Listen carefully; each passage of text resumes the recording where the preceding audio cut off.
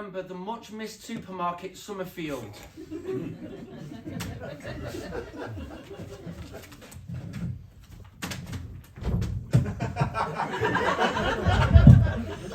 Hi.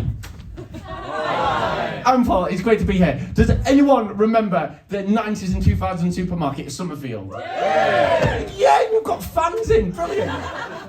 Guys, in the world of grocery stores, there's one word that's overused, but Summerfield really was a supermarket. It was just so good, wasn't it? Like, so for those who don't know, but I feel you all will know, it was like a medium-sized store that you would kind of find in smaller town centres, and they just had some amazing niche products that I remember well. Like when teenagers, right, when other teenagers were into blowjobs and weed, I was really into Albanian cheesy twists. And the stuff were brilliant, right? So like every single one had an amazing Tilside manner.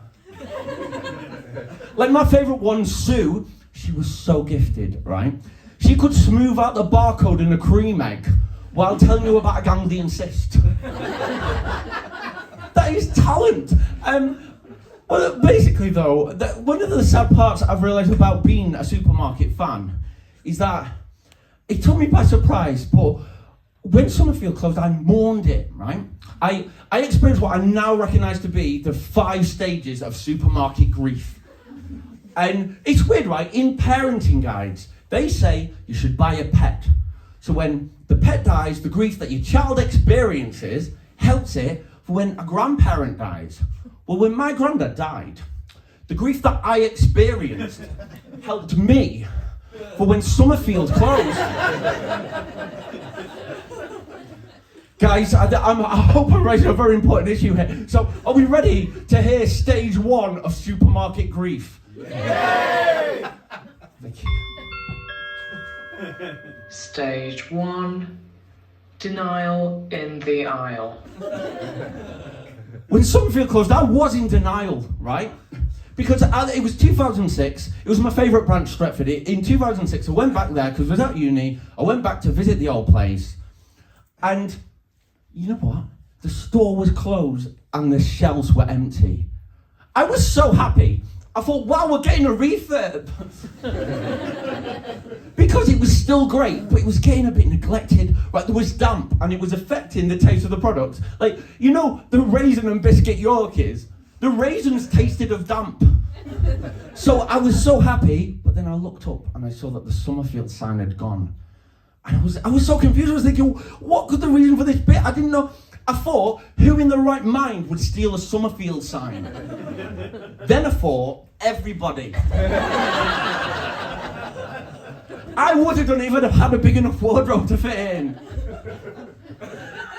So I'm going to tell you, I'm going to tell you about why I think, basically how Summerfield helped me at a really tough time in my life. So when I was at school, right, I wasn't popular. Like, my nickname was Stallion. And that sounds good, but it's because I ate grass. But when I thought I was starting sixth form college, it was 2001, and I thought I'm going to be popular. Does anyone remember Dawson's Creek? I didn't like it. No, I didn't, right, because it was just weird. Like, all the actors were playing 15-year-olds, but they looked all eligible for a prostate exam. So, but anyway, I had this plan. I was like, I'm going to watch loads of episodes and then quote Dawson's Creek lines to people at college, but pass them off as my own. But that didn't work, right? Because one time there was a big group of us, and this guy said he had a crush on a girl, and I thought, what would Dawson's grandma say? Carry these around everywhere I go. My Dawson's Creek quote cards.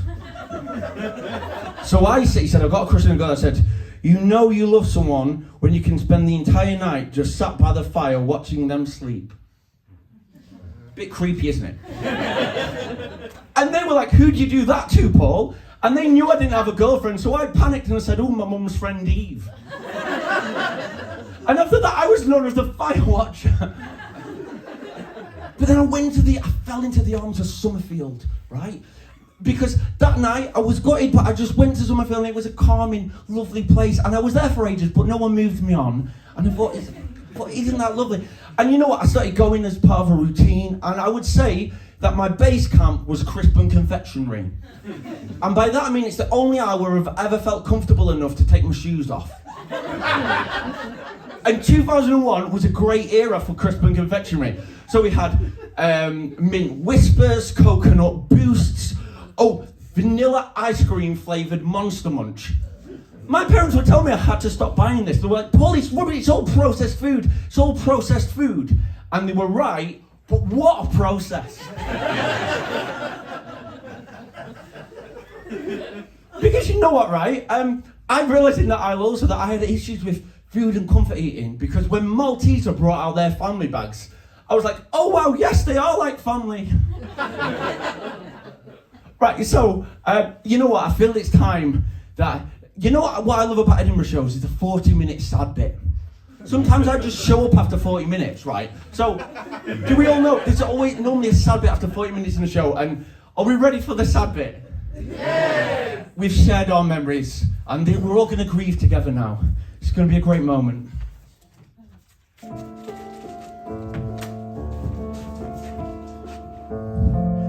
I remember seeing it on the high street.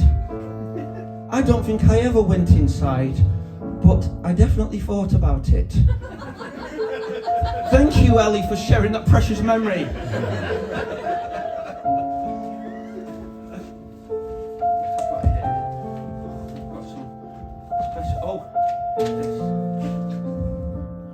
I was visiting. Oh no, that's right.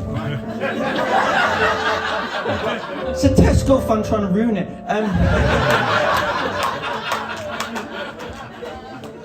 Very little. We didn't have one in St Helens. There was one at the top of my road when I was a student in Wavertree, Liverpool.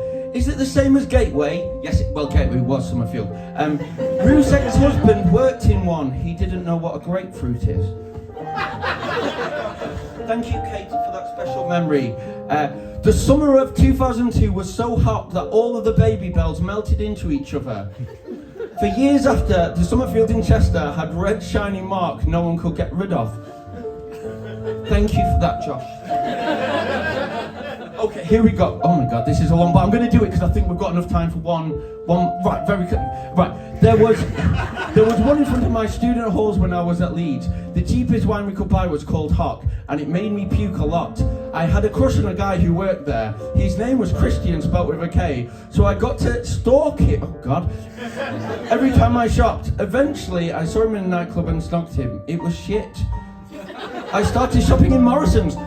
Thank you for grieving. Bye, guys.